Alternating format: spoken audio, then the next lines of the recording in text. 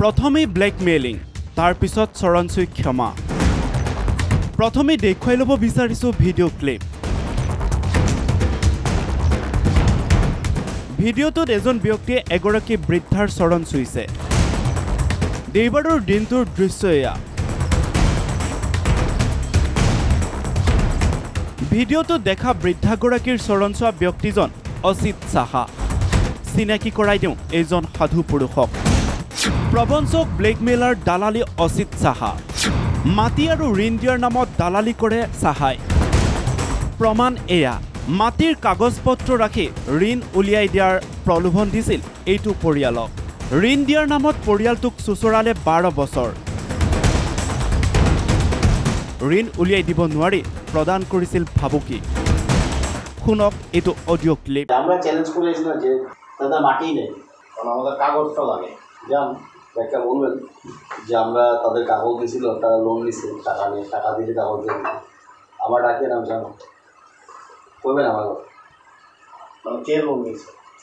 লোনের জন্য দেওয়া হয়েছিল যারা লোন নিব তারা খরচা করে কাগজ বানাইছিল পয়সা দিলে দেওয়া দিল লোন হয়নি কাগজ একটা দিছে যাই করছে করছে এখন 3 লাখ টাকা চাইছে আমি কি করবো কাগজটা তো লাগবেই দেখেন এই 10 বছর আগের কথা এখন আমার কোনো লাভ নেই বুঝছেন আমি এগুলা থেকে দূরেই গেছি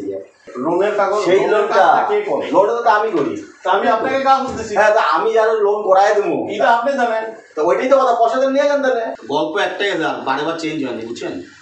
গল্প একটাই আছে কাগজ বাই করার জন্য আমাকে কি করতে হইব তাহলে আমার তো আঙ্গুল বেঁকা করতে হইব আপনার যে আঙ্গুল বেঁকা করেন শরীর বেঁকা করেন যা করেন তখন খারাপ পাবেন না আমার খারাপ পাওয়ার প্রশ্নই নেই আপনি যা তখন আপনার নামটাই তো আসবো আপনি যেখানে নাম দিলে যায় নাম ডাকবো আপনার যা করতে নাই করেন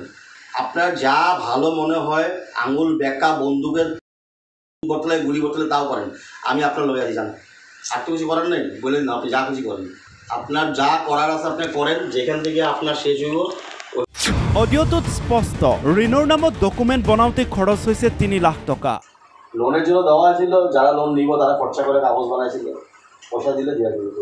লোন হয়নি কাগজ একটা দিছে যাই করছে করছে এখন 3 লাখ টাকা চাইছে আমি কি করবো 3 লাখ দিয়ক লৈ যাওক মাটিৰ কাগজ নহ'লে আপুনি যি কৰে কৰিব পাৰে কাগজটো ঘূৰাই দিয়া নাই খালি টকা ডিমান্ড কৰি আছিলে 3 লাখ টকা ডিমান্ড কৰি আছিলে এতিয়া আহোঁ অন্য এটা বিষয়লৈ পল্টন বজাৰ হোটেল গীতাঞ্জলি কমপ্লেক্সৰ ভিতৰত এইটো বেংক অফ বৰোদাৰ অনুমতিপ্ৰাপ্ত CSP চেণ্টাৰ CSP চেণ্টাৰৰ পৰিচালনাৰ দায়িত্বত অচিত সাহা বেংক অফ বৰোদাৰ এই CSP চেণ্টাৰটোৰ পৰাই অচিত সাহাই মেলে প্ৰবঞ্চকৰ জাল 2012 চনতে অচিত সাহাই বেংকৰ ঋণ উলিয়াই দিয়াৰ নামত এইটো পৰিয়ালৰ পৰা আনিছিল মাটিৰ নথি পত্ৰ কিন্তু আজিলৈকে 12 বছৰ সম্ভৱ হৈ নুঠিল ঋণৰ কাম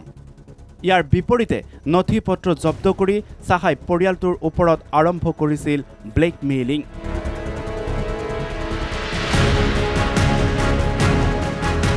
দহ বছৰ হৈ গৈছে 2014 পৰা 2024 লৈকে মই কাগজটো এই অচিত ছাৰ হাততে আছিল বহুতবাৰ লগ ধৰিছোঁ তেওঁ কাগজটো দিয়াই নাই সমগ্ৰ বিষয়টোলৈ উপায়ন্ত হৈ পৰিয়ালটোৱে কাষ চাপিছিল ফটাশীল আৰক্ষীৰ ইয়াৰ পিছতে আৰক্ষীয়ে ফোন কৰিছিল অচিত সাহাক আৰক্ষীৰ ফোন কল লাভৰ পিছতে আত্মগোপন কৰিছিল সাহাই 22 দিনে আত্মগোপন কৰিছিল কলকাতাত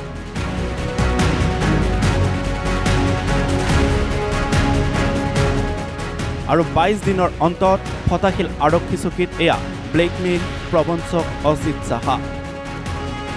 আৰক্ষীৰ কঠোৰ স্থিতিৰ পাছতে 12 বছৰৰ অন্তত পৰিয়ালটোক ঘূৰাই দিলে মাটিৰ নথি পত্ৰ তাৰ পিছতে আৰক্ষী থানাৰ ভিতৰতেই এনেদৰে ভুক্তভোগী বৃদ্ধাৰ চৰণ চুই ক্ষমা খুজিলে অচিত সাহাই